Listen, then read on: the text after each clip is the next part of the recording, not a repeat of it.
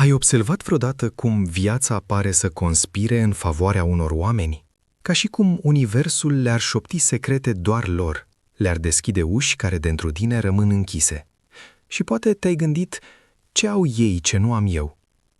Răspunsul pe care Carl Jung l-a descoperit merge dincolo de orice tehnică de manifestare sau legea atracției pe care ai auzit-o vreodată. Nu este vorba despre a vizualiza mai mult, a afirma cu mai multă convingere sau a crede cu mai multă intensitate.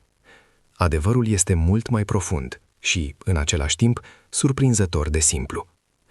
Universul nu răspunde la ceea ce vrei, răspunde la ceea ce ești. Și ceea ce ești, adevărata ta ființă, nu este în măștile pe care le porți, nu este în personajele pe care le-ai construit pentru a fi acceptat, nu este în versiunile editate ale tale pe care le prezinți lumii. Adevărata ta ființă este în totalitatea a ceea ce ești, în lumini și umbre, în ceea ce accepți și în ceea ce respingi, în ceea ce iubești la tine și în ceea ce ascunzi de tine.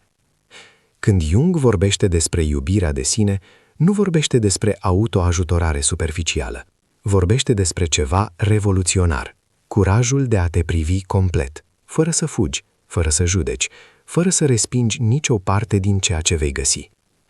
Și când faci asta, când cu adevărat te vezi și te accepți în totalitatea ta, se întâmplă ceva magic. Universul începe să răspundă. Nu pentru că ai cerut, ci pentru că ai devenit întreg. Conflictul între cine ești și cine pretinzi că ești. Există un război tăcut care se desfășoară în interiorul tău chiar acum. Un război între persoana pe care o arăți lumii și persoana pe care o ascunzi în întuneric. Între fața pe care o prezinți pe rețelele sociale și fața pe care o vezi în oglindă când ești singur. Între vocea pe care o folosești pentru a vorbi cu alții și vocea care strigă în interiorul tău când nimeni nu se uită. Jung a observat ceva fascinant în anii săi de lucru cu sufletul uman.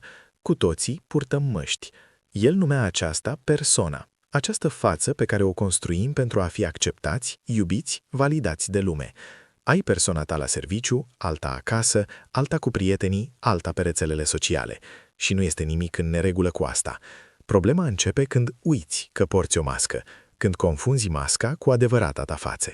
Când crezi că trebuie să fii mereu puternic, mereu pozitiv, mereu productiv, mereu fericit, când respingi părțile tale vulnerabile, tristețile tale, furiile tale, fricile tale, când îngropi tot ceea ce consideri inacceptabil într-un subsol întunecat al psihicului tău.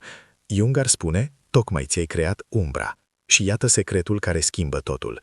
Această umbră pe care ai creat-o, această parte respinsă a ta, nu dispare, nu moare. Rămâne acolo, în inconștient, câștigând forță, câștigând putere, determinându-ți viața în moduri pe care nici măcar nu le imaginezi. Gândește-te la asta. Vrei să atragi o relație sănătoasă, dar respingi nevoia ta de afecțiune, pentru că ai învățat că a depinde este slăbiciune. Vrei abundență financiară, dar ai îngropat ambiția, pentru că cândva ți s-a spus că a dori bani este lăcomie. Vrei să fii văzut și recunoscut, dar ți-ai ascuns strălucirea, pentru că ți-a fost frică să nu pari arogant. De fiecare dată când respingi o parte din tine, creezi o fragmentare internă. Și o persoană fragmentată emite o energie fragmentată.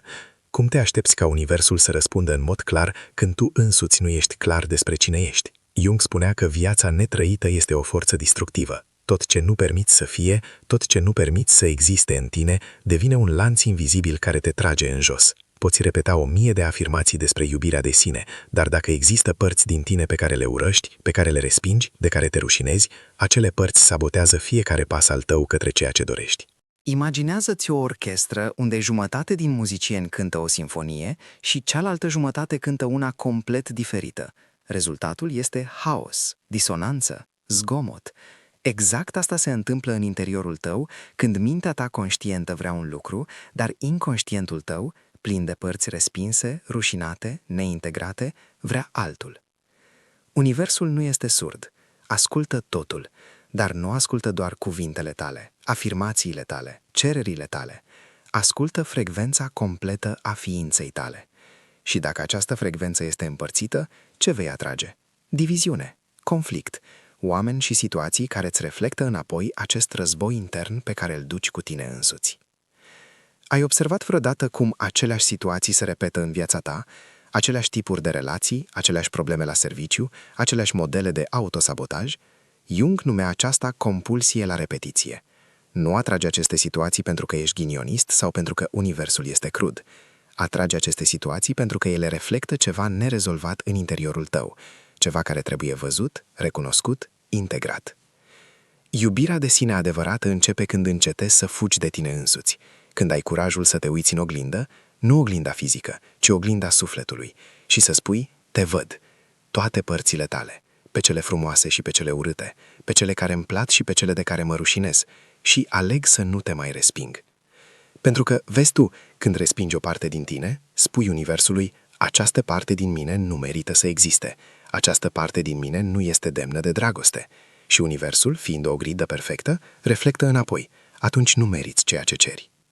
Dar când îmbrățișezi toate părțile tale, când îți integrezi umbra, când recunoști că furia ta este de asemenea sacră, că tristețea ta este de asemenea validă, că rănile tale fac de asemenea parte din povestea ta, devii întreg. Și o persoană întreagă emite o frecvență clară, puternică, magnetică. Jung a observat că oamenii cei mai magnetici, aceia care atrag în mod natural oportunități, dragoste, abundență, nu sunt cei care pretind a fi perfecți. Sunt cei care au curajul să fie reali. Sunt cei care au făcut pace cu umbrele lor. Sunt cei care au încetat să lupte împotriva lor înșiși și au început să se accepte complet. Există o diferență profundă între stima de sine și iubirea de sine. Stima de sine depinde de realizări externe, de validare, de a-ți dovedi valoarea. Oscilează cu circumstanțele. Iubirea de sine adevărată, la care se referea Jung, este necondiționată. Nu depinde de ceea ce faci, ci de cine ești. Și cine ești include totul. Nu doar victoriile tale, ci și înfrângerile tale. Nu doar reușitele tale, ci și greșelile tale. Nu doar lumina ta, ci și întunericul tău. Când începi să te iubești în acest fel, se întâmplă ceva extraordinar. Încetezi să cauți validare în exterior. Încetezi să te contorsionezi pentru a te încadra în așteptările altora. Încetezi să te trădezi pe tine însuți pentru a fi acceptat. Și în acel moment precis când alegi propria ta completitudine în locul aprobării externe, universul recunoaște. Iată cineva care știe cine este. Iată cineva care este pregătit să primească. Scrie în comentarii, aleg să mă văd complet și să mă accept în toate părțile mele. Acum vine partea care sperie, partea pe care majoritatea oamenilor o evită, partea unde trebuie să cobori în subsolul întunecat al psihicului tău și să te uiți la ceea ce este acolo. Jung spunea că umbra nu este doar latura ta negativă, ea este tot ce nu ai permis să fie, tot ce ai reprimat, negat, îngropat. Și iată paradoxul, în umbra ta nu este doar ceea ce consideri rău, este și ceea ce consideri prea bun pentru a fi adevărat despre tine. Poate ți-ai îngropat creativitatea pentru că cineva ți-a spus că arta nu plătește facturile. Poate ți-ai ascuns sensibilitatea pentru că lumea te-a învățat că a simți prea mult este slăbiciune. Poate ți-ai reprimat ambiția pentru că ai crescut auzind că oamenii buni nu vor prea mult. Toate aceste părți, cele pe care le judeci ca rele și cele pe care le judeci ca prea bune, sunt în umbră. Și cât timp vor fi acolo, invizibile, neintegrate, vor controla viața ta în moduri pe care nici măcar nu le observi. Primul semn al trezirii este când începi să observi modelele. Când realizezi că atragi mereu oameni care te abandonează și apoi te întrebi, oare am frică de abandon? Când realizezi că te autosabotezi mereu când ești aproape de succes și apoi te întrebi, oare cred că nu merit? Jung numea aceste percepții sincronicitate, coincidențe semnificative care nu sunt coincidențe. Sunt mesaje de la sufletul tău încercând să te trezească. Este umbra bătând la ușă, cerând să fie văzută. Începi să observi că oamenii care te irită cel mai mult îți arată ceva despre tine însuți. Acea persoană arogantă pe care o detești poate reflectă încrederea în sine pe care ai reprimat-o. Acel coleg leneș care te deranjează poate oglindește odihna pe care ți-o negi. Acea persoană emotivă pe care o judeci ca slabă poate ți arată vulnerabilitatea pe care ți-e frică să o exprimi. Cum a observat Jung, tot ce te irită la alții este o poartă către umbra ta. Nu pentru că ești la fel ca acei oameni, ci pentru că ating ceva nerezolvat în interiorul tău, ceva care trebuie privit. Și apoi începe călătoria cea mai curajoasă pe care o poți face, întâlnirea conștientă cu umbra ta. Aceasta nu este confortabilă, nu este frumoasă, nu vine cu filtre de Instagram sau afirmații pozitive. Ești tu, șezând în tăcere, privind onest rănile tale, fricile tale, rușinile tale. Ești tu recunoscând, da, există furie în mine. Da, există invidie. Da, există frică. Da, există această parte care se simte inferioară. Dar iată magia. Când numești umbra, când o aduci la lumina conștiinței, ea își pierde puterea de a te controla. Ceea ce era în întuneric, operând în mod autonom, determinându-ți alegerile fără să știi, acum este vizibil. Și ceea ce este vizibil poate fi integrat. Jung spunea că nu devenim luminați imaginând figuri de lumină, ci făcând întunericul conștient.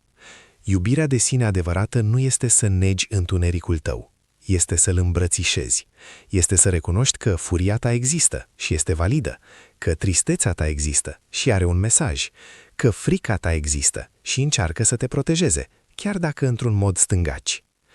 Când faci asta, când încetezi să fugi de propriile tale umbre, se întâmplă ceva profund.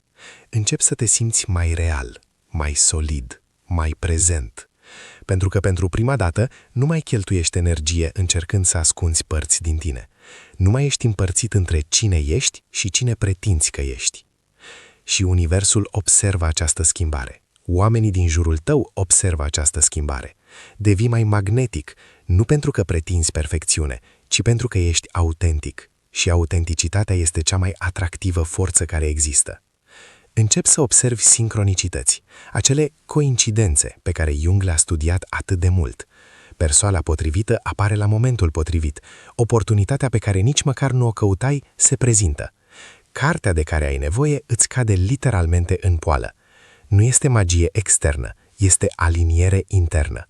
Când ești aliniat cu tine însuți, când nu mai există acel război intern între lumină și umbră, începi să curgi cu viața, în loc să lupți împotriva ei. Dar această trezire nu este liniară. Sunt zile când vei vrea să te întoarci la ignoranța confortabilă. Sunt zile când a te uita la umbra ta va părea prea greu.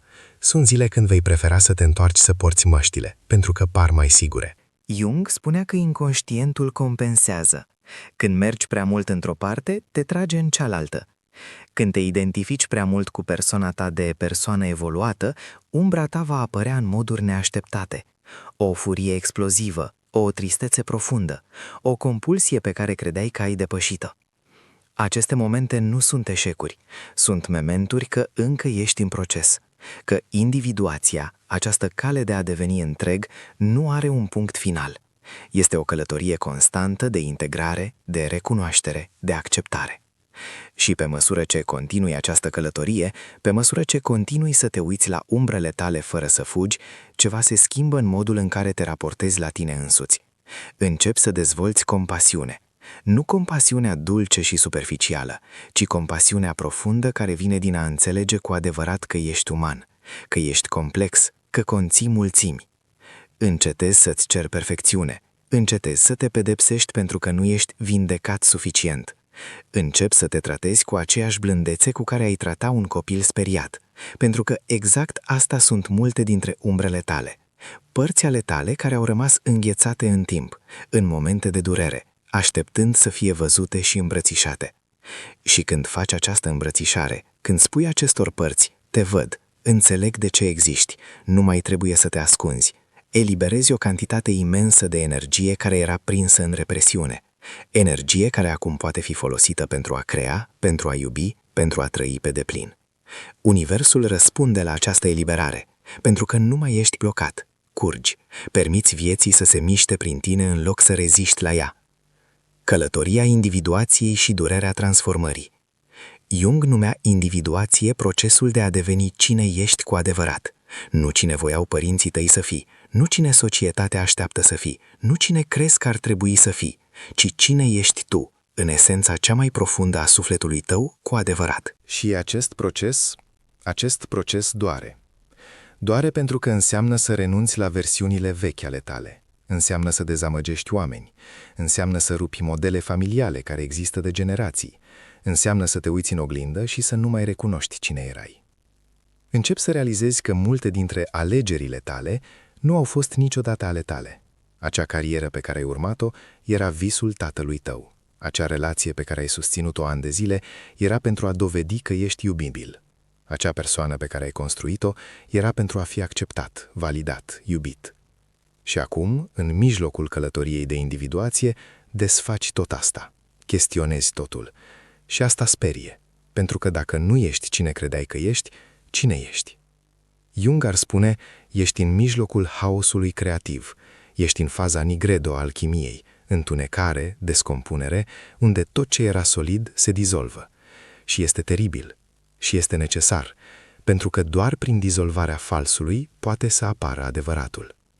În această fază vei simți dorința să te întorci la modelele vechi, pentru că măcar erau familiare, să te întorci la relațiile care nu ți se potrivesc, pentru că măcar știai cine erai în ele, să te întorci la viața pe care o trăiai, pentru că măcar era previzibilă.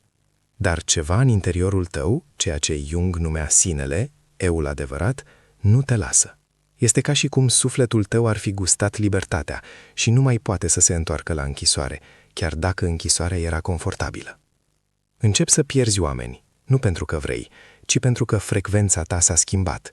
Nu mai rezonezi cu anumite conversații, anumite energii, anumite medii.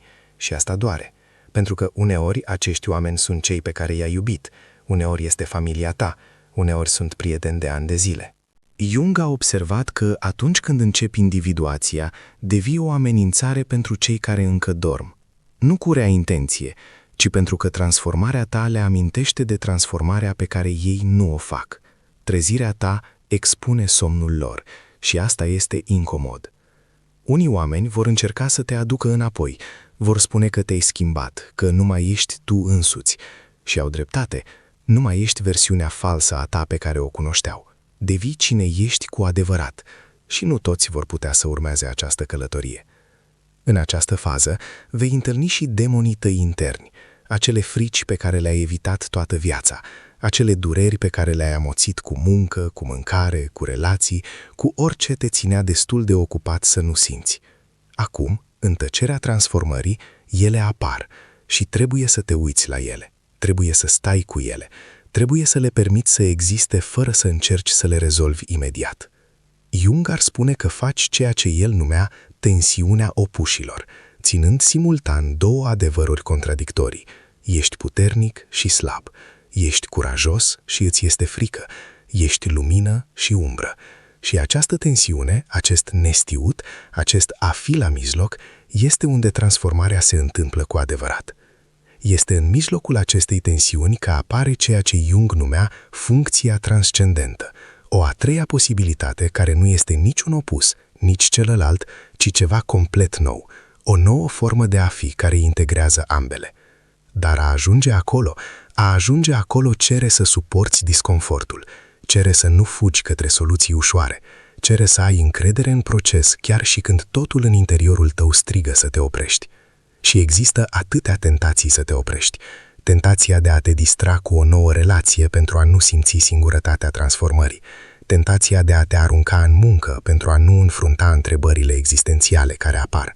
Tentația de a te întoarce la vechile vicii, la vechile modele, pentru că măcar erau familiale. Jung înțelegea aceste tentații. Le numea regresie, mișcarea de a te întoarce la stări anterioare de conștiință pentru că noul este prea înfricoșător. Și spunea că regresia, în doze mici, poate fi chiar necesară. Uneori trebuie să te întorci puțin pentru a câștiga putere pentru următorul salt. Dar dacă rămâi în regresie, dacă te acomodezi acolo, îți trădezi sufletul. Trădezi această parte din tine care luptă să se nască. Și asta are un cost.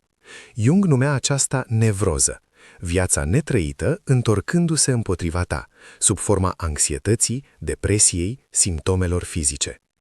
Așa că continui, chiar cu frică, chiar fără să știi unde mergi, chiar când totul pare să se destrame. Continui pentru că ceva în interiorul tău știe, chiar dacă mintea ta conștientă nu știe, că aceasta este necesar, că mori pentru a renaște, că renunți la cine credeai că ești pentru a deveni cine ești cu adevărat. Și pe măsură ce străbați această călătorie, această coborâre în lumea subterană a propriului tău psihic, începi să dezvolți ceva prețios, credință în tine însuți. Nu credință în sens religios, ci credință în proces, Credință că poți avea încredere în mesajele sufletului tău. Credință că simptomele tale au semnificație. Credință că visele tale te ghidează. Credință că există o inteligență mai mare care operează în interiorul tău. Jung vedea visele ca mesaje directe din inconștient și în timpul individuației, visele se intensifică. Aduc simboluri, imagini, povești pe care mintea conștientă nu le-ar inventa. Sunt încercări ale sufletului tău de a-ți arăta calea, de a-ți da indicii despre ce trebuie integrat, despre cine devii. Încep să fii atent la vise, la sincronicități, la modele, la simbolurile care apar repetat în viața ta.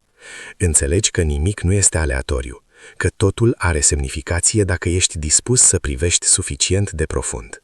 Și în această privire profundă, în această scufundare constantă în apele inconștientului, începi să găsești comori, nu doar umbre, ci și potențiale nerealizate, talente pe care le-ai îngropat, vise pe care le-ai abandonat, părți din tine care așteptau, răbdătoare, să fie descoperite. Jung vorbea despre aurul din umbră, ceea ce ai reprimat nu doar pentru că era rău, ci pentru că era prea puternic, prea strălucitor, pentru că te făcea să te simți prea expus. Și când salvezi acest aur, când permiți acestor părți puternice ale tale să vină la lumină, viața ta se schimbă radical. Pentru că acum nu mai trăiești o fracțiune din existența ta, accesezi totalitatea ființei tale, iar o persoană care trăiește în totalitatea ființei sale are o prezență, o forță, un magnetism care nu poate fi fabricat sau prefăcut. Universul răspunde la asta, nu pentru că ceri, ci pentru că ești. În sfârșit ești cine ai fost destinat să fii. Transformarea atinsă și nașterea eului adevărat. Și apoi se întâmplă ceva ce nu te așteptai.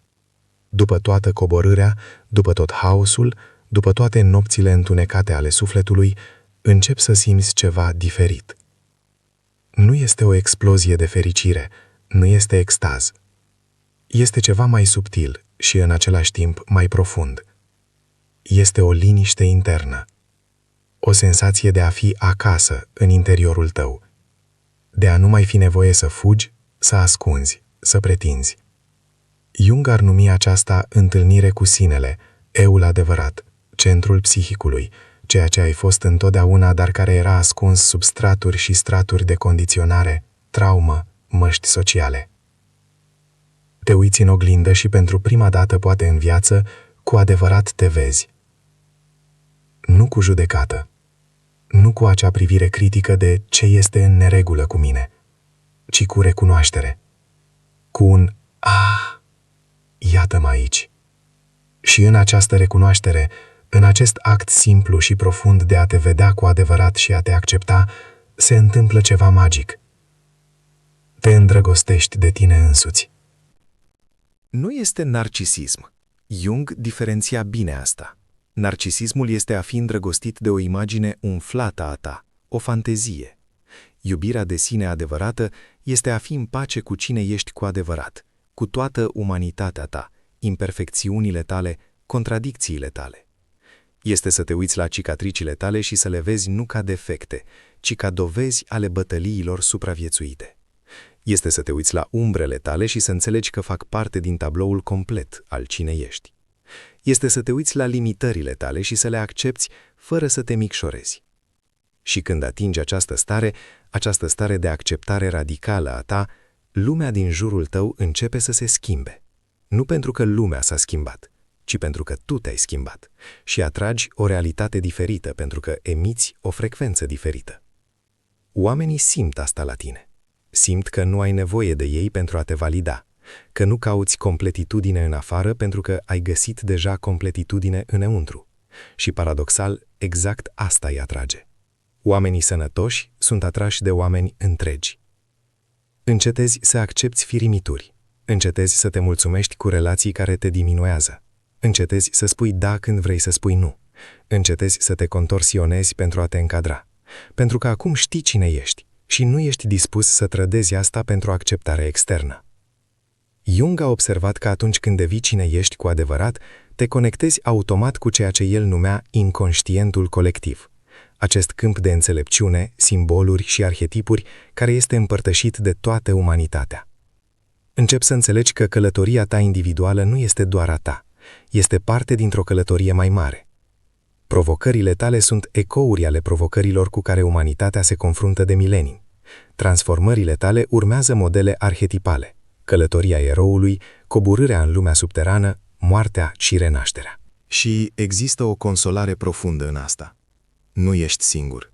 Nu ai fost niciodată. Durerea ta individuală este conectată la durerea colectivă. Vindecarea ta individuală contribuie la vindecarea colectivă.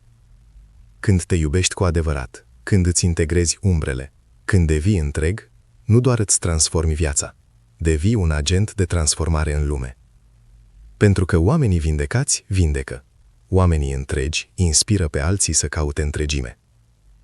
Universul răspunde nu doar dându-ți ceea ce vrei, ci folosindu-te ca un canal prin care vindecarea, creativitatea, dragostea pot curge către lume.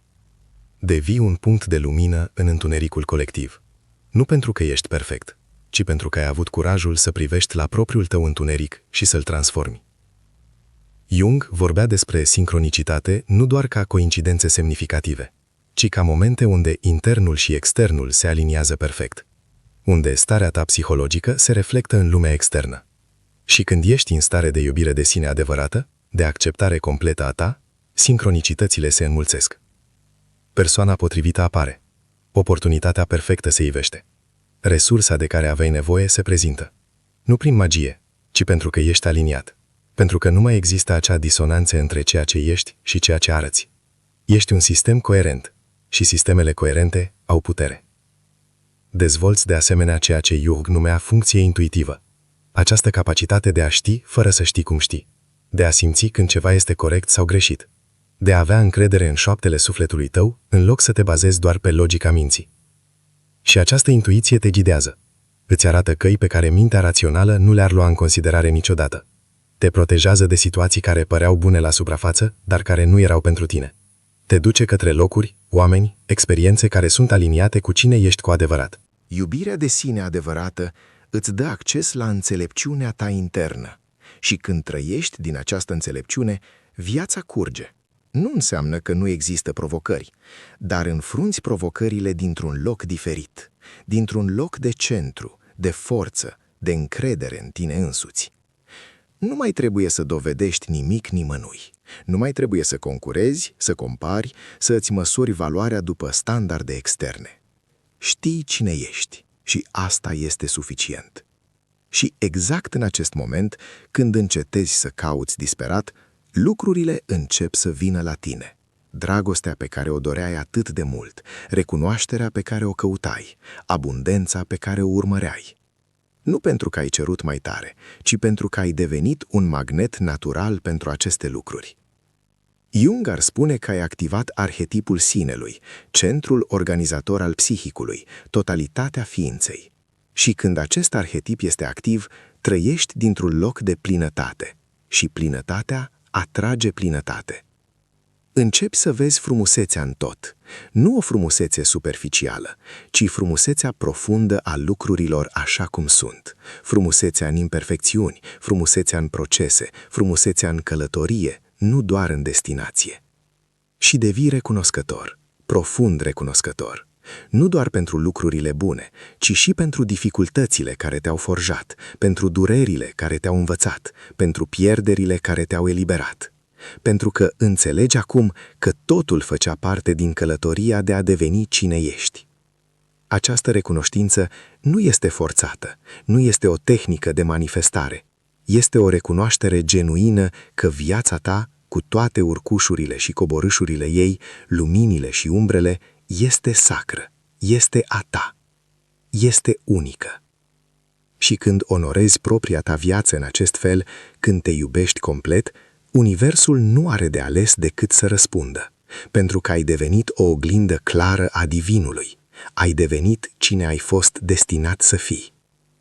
Deci, iată-ne aici, la sfârșitul acestei călătorii de cuvinte, dar poate la începutul călătoriei tale reale. Pentru că tot ce s-a spus aici despre umbră, individuație, iubire de sine, transformare, nu înseamnă nimic dacă rămâne doar ca concepte în capul tău. Jung nu a creat teorii pentru a fi studiate, a cartografiat sufletul pentru ca tu să poți face propria ta călătorie. Și călătoria ta te cheamă, acum, nu mâine, nu când vei fi pregătit, pentru că nu vei fi niciodată complet pregătit să-ți privești umbrele, să-ți chestionezi măștile, să devii cine ești cu adevărat. Dar poți începe, poți face primul pas. Poți să te uiți în oglindă astăzi, nu oglinda fizică, ci oglinda internă, și să întrebi, cine sunt eu cu adevărat? Ce părți din mine ascund? Ce părți din mine resping? Și poți începe, blând, să aduci acele părți la lumină, să le recunoști, să le accepți, să le iubești. Pentru că atunci când te iubești, nu iubirea superficială a afirmațiilor goale, ci iubirea profundă care vine din a te cunoaște cu adevărat și a te accepta în totalitate, universul nu are de ales decât să răspundă. Nu cu trucuri de magie, ci cu sincronicități, cu uși care se deschid, cu oameni care rezonează cu cine ești cu adevărat, cu o viață care reflectă adevărul ființei tale. Jung a petrecut o viață studiind sufletul uman și mesajul său final este simplu și profund. Devino cine ești. Și devenind cine ești, nu doar îți transformi propria viață, devii parte din transformarea lumii. Simți reflectarea acestei căi în interiorul tău? Ce parte a umbrei tale cere să fie văzută astăzi? Distribui acest mesaj cu cineva care trebuie să-și amintească că a se iubi complet este cel mai mare act de curaj.